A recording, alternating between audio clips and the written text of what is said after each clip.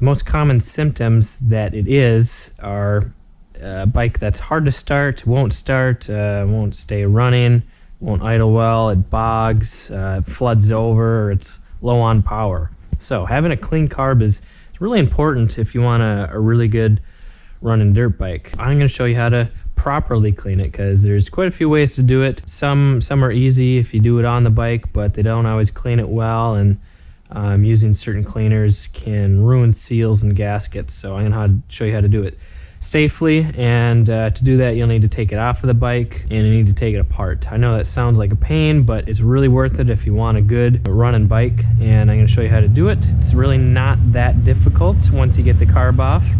So I got a Key PWK Air Striker carb here, just 2-stroke carb off of 125 or 250. This one's just been sitting in the garage. It's pretty dirty, as you can see. I'm just going to start taking it apart. That throttle cable wasn't even on there. Got the slide here, and you just start taking screws and stuff apart. Make sure you keep everything together. You got the float bowl here. It's a little dirty. This float pin popped out, and oh yeah, see, stuff starts falling, so just make sure you keep it together. So you got the float here and the float needle, and that just popped off there, so that's not supposed to happen. Let's pop it back on. There we go. All right, this is inside the float bowl. You got the main jet here, and the pilot jet is the smaller one here for the 2-stroke, and that's all I really need to take out of there. Make sure you use a flat blade screwdriver that fits in the pilot jet, because if it's too small, it's going to be really easy to round off the flat parts of the pilot jet, and it's going to be really hard to take it off or put it back on. So there is the pilot jet, and if you look up to the light with it, you should see daylight through the center of it. If not, then it is definitely dirty. All right, now I'm gonna take the main jet out here. It's just a 6mm. Now we got the pilot jet and the main jet, the slide, the needle, the float needle, the float pin, the float bowl. And on a 2-stroke carb, I really don't take too much else off except for the air screw here. So after that, it's ready to be cleaned. When you take the air screw out, make sure you keep the spring with it, because that is needed. Now it is time to use my handy dandy ultrasonic cleaner. These aren't too expensive. You can get them for under $100. It basically just vibrates and shakes all of the dirt and junk and gas and varnish loose. Toss the carb in there with some water, and I use Simple Green solution. It's strong, but it's still safe on it.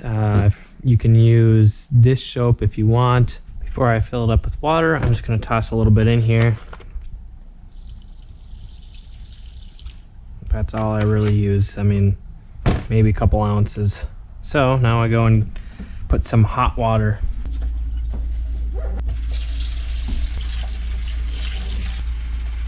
Now I'll plug it in and turn it on. So got the heat, throw everything in, turn it on.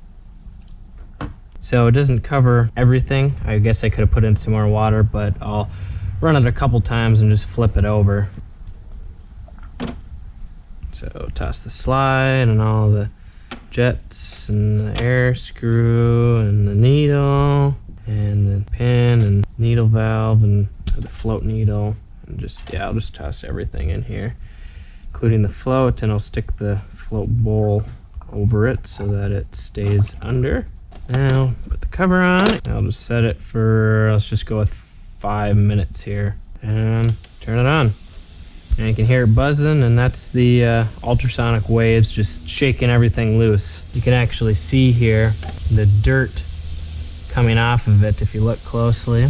Let that run, then flip it over. So it's a little cloudy. I guess this carb wasn't super dirty, at least on the outside. If it was, this whole thing would be like brown. Yeah, it's all about the internal jet circuits, because all it takes is one little speck of dirt or varnish or grime from the gas, and you have a poor or non-running bike. Flip this carb over, run it again. Both sides done, and it should be ready to go. This carb wasn't super dirty, so I didn't run it that long. The dirtier it is, the longer you want to run it. If it doesn't work the first time, I've had to try it again just once. I usually end up running anywhere from 10 minutes to a half an hour, any more than that, and I still have problems, and there's probably something else wrong with the carb.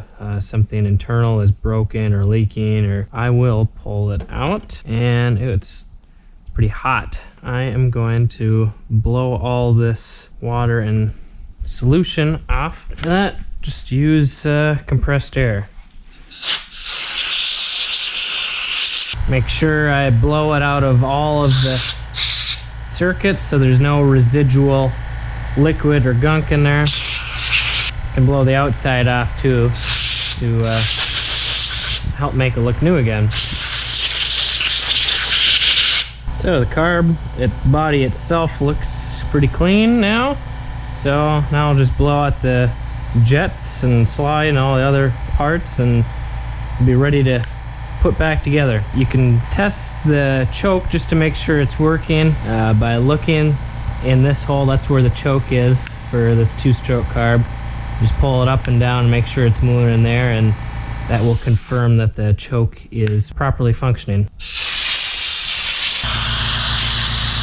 That's hot.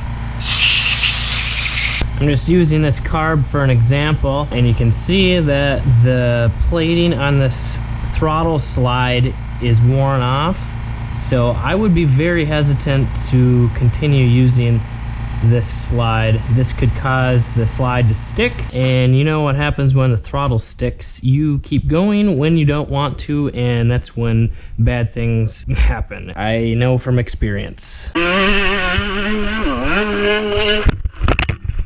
It's always good to inspect your parts when putting stuff back together.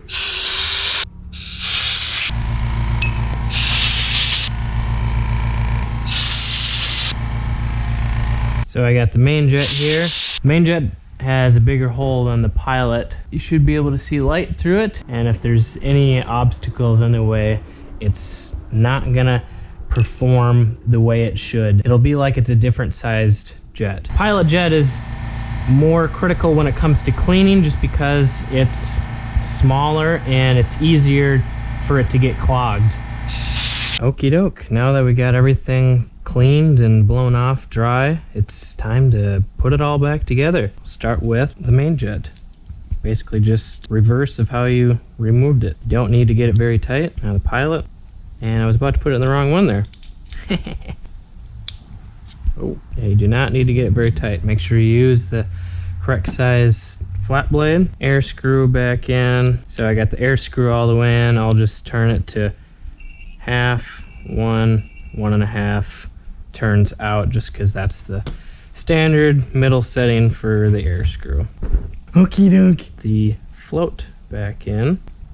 So put the needle, drops in the hole there, line up pin. So I can put the float bowl back on. Make sure you line up the overflow line. You gotta be careful when you're putting the bowl back on because that could knock the float out of adjustment. Put the screws back on. You don't need to get these very tight because they will round out very easily, just like all 4 of these are. Just getting it barely snug. Now we can put the needle back in the slide, and then yes, this goes in here. Got to put the throttle cable through the spring, pull the spring back and hold it so there's enough cable to insert it in there. And once you got it in the holder there, then you can let the spring go back in, put the slide in, make sure it lines up, and voila! Make sure that goes on straight. Yes, I'm still missing these 2. Looks nice and clean now. Twist the throttle. You can do it on chainsaws or lawnmowers or whatever kind of carburetor. This is Kelly Fager from Motocross Hideout. Learn more, ride more.